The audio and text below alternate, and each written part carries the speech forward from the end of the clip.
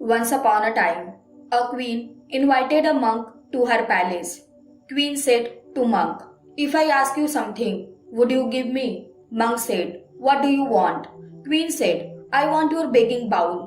Without asking for anything else, monk gave her the begging bowl, which was the only thing he had. Queen took it and in return gave him a golden bowl studded with diamonds. Taking that golden bowl, monk started walking toward his hut. On the way, a thief sees him and started following him with the intention of stealing that bowl. The monk gets to know that the thief is following him. He thinks that because of this golden bowl, he will disturb his inner peace of mind, and also thief will have to do a lot of hard work to steal it, so it should be given to the thief. Reaching his hut, he throws that golden bowl outside the hut and goes inside. The thief sees that this monk has thrown this golden bowl outside his hut. It means that he must be having something more valuable. That's why he does not care about this golden bowl. He keeps standing outside thinking about it. Eventually, he decides to go inside monk's hut and take a look. He peeks inside the hut. Monk was engrossed in meditation. The thief went inside quietly and started looking into the hut.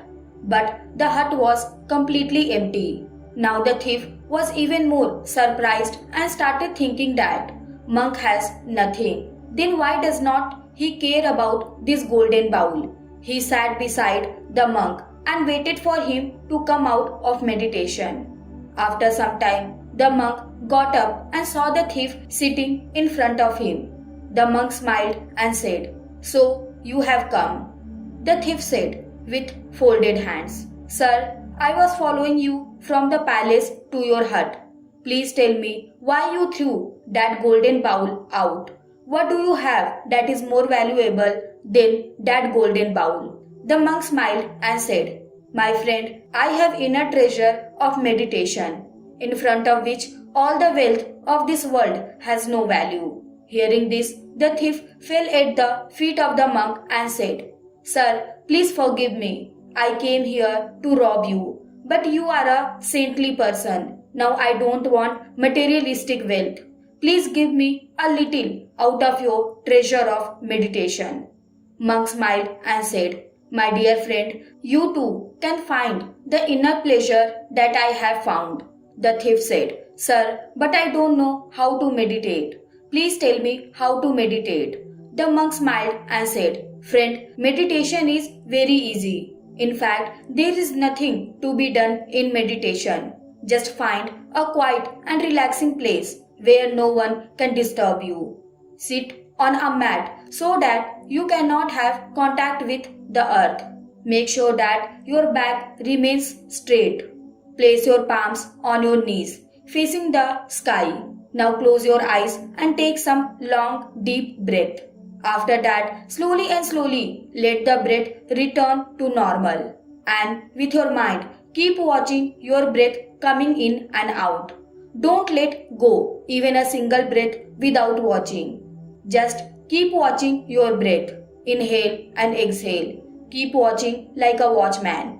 In between, your mind will wander here and there. Sometimes your mind will start thinking about something else.